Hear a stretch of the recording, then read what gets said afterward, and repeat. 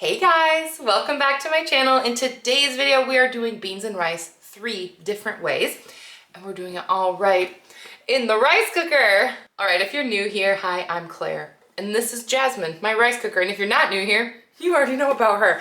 I love cooking in my rice cooker. It's convenient, it's cheap, it's easy, it doesn't make a lot of mess. We love the rice cooker. So if you like that kind of content, be sure to hit subscribe because we're doing it over here. And of course, I'll preface this by saying, because someone always asks, this is the Black & Decker 6-cup version. I will leave a link to it down below, but you can use any old rice cooker. Doesn't have to be this one. All right, you guys, beans and rice. So I feel like a lot of times beans and rice is thought of as a struggle meal, right? You say, I buy something expensive. Now I'm gonna be eating beans and rice till I die. I'm here to make the case for beans and rice, okay? It's a perfect meal. It's a belly filler. It's got fiber. It's got protein. You can change it up in so many ways. Extremely versatile to your own tastes. Naturally gluten-free, naturally vegetarian, vegan. Like, there's a lot of good things about beans and rice. So change your attitude if you hate beans and rice, because I think we can find something that'll make you happy here. I will say that I am using canned beans a little bit in this video, but if you want the most bang for your buck, you for sure should use dry beans. It just takes a little more effort. You have to soak them and then boil them in order to put them in your rice cooker. So do not try these recipes with dry beans directly in your rice cooker. It's not enough time. They will not cook nicely. It won't work. So I'm using canned today, but just keep that in your head. You could use dry beans. It just takes a little more prep work. And with that, let's get right into my 3 beans and rice recipes for the rice cooker. All right, it's worth noting that these are all going to be 1 serving, but you could double or triple or quadruple any of these recipes to suit your needs. We're starting out with this delicious chickpeas and rice.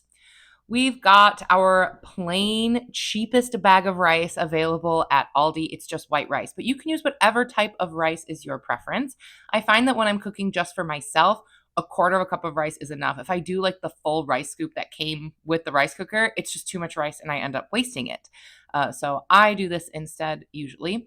And the ratio is 1 to 1. So a quarter of a cup of rice, a quarter of a cup of water. And for chickpeas, I'm doing half a cup of the chickpeas. And our spice profile today, we're using lemon pepper and cumin. I love this lemon pepper. It's from Aldi. I'm doing a teaspoon or half a teaspoon of the lemon pepper and like a quarter of a teaspoon of the cumin. The lemon pepper is great because it's like salty and peppery and lemony. It's really like an all-in-one seasoning, and I use it all the time. And while that is cooking, just a standard, cook cycle, I'm going to make 1 singular flatbread. I love doing this because it's really easy and way cheaper than buying it. And sometimes I just want 1. So we have half a cup of flour, a pinch of salt, half a teaspoon of baking powder, 2 teaspoons of your preferred oil. I'm using olive oil, and about a quarter of a cup of water. I'm just adding it slowly until it's kind of like the texture I want. You just want it to turn into a nice shaggy little dough. You're going to knead it for about 2 minutes. You don't have to try that hard.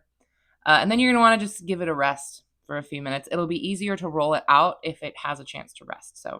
And we have about 20 minutes while those chickpeas are cooking. So you got time.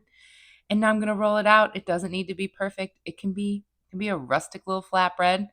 And now I'm just cooking it in a hot skillet, about 90 seconds on each side. This is so easy, and it really adds a lot to any beans and rice dish. This is the only one I'm making in this video, but you could make this or like your own tortilla or something really inexpensively as well to add to any beans and rice dish. I had this green onion in the fridge, so I decided to use it. And of course, fresh parsley would have been great, but it was not that accessible to me today. So I always keep a little container of dried parsley to add to these types of dishes because it makes them extra tasty, adds a little bit of greenery. This was a little dry. In a perfect world, I could throw some Greek yogurt or tahini on there, but I didn't have it. It wasn't in the budget. So I just drizzled it with a little bit of olive oil, added my little bits on top, and there we go. This is honestly one of my favorite lunches. It's really filling. It's got tons of flavor. There's multiple textures. Excellent. Moving on, we are doing a more Mexican-inspired vibe today. We have black beans and rice, another classic. And we're doing the same thing with the rice. I'm using the same stuff. quarter cup of rinsed rice, quarter of a cup of water. Here are our black beans, and I didn't measure them. I just put a bunch in there. My bad. And here we have what is Aldi's version of Rotell.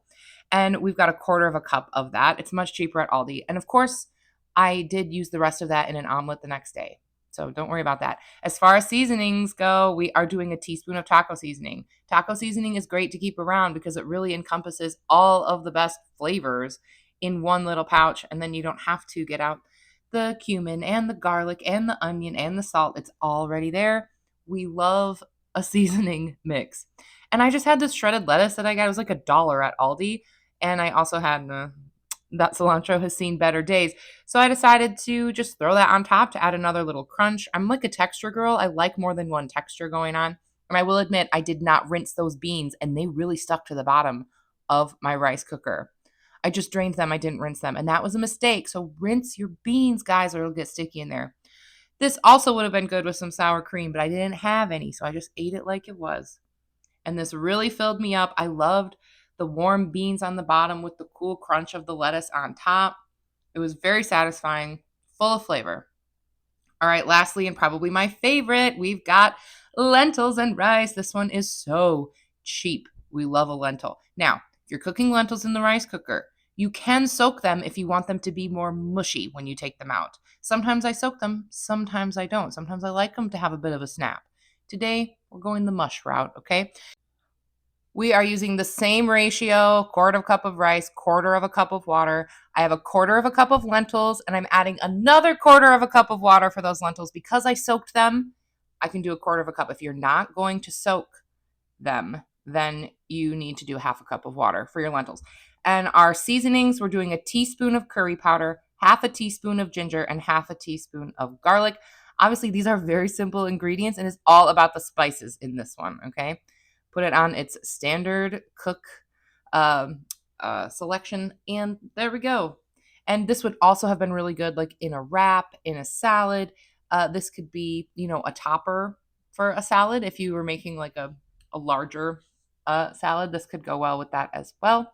I just threw some of those green onions on top, and this was my meal.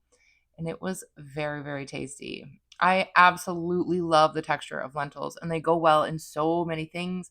They soak up any spice that you put in there, and they're really versatile and filling. All right, you guys, that's it for this video. I hope I have shown you some interesting ways to use beans and rice. Hopefully I've opened your imagination so you can create your own combinations of beans and rice. I would love to hear what you sort of do in the comments down below if beans and rice is something that your family eats often. I know there's like so many ways to eat beans and rice, and the rice cooker does limit it just a bit. I know it can get bigger and fancier, and maybe we'll move into that moving forward. Maybe I'll really, get on a rice and beans kick and just start eating it for every meal. But anyway, let me know what you thought down below. A huge thank you to our girl, Jasmine.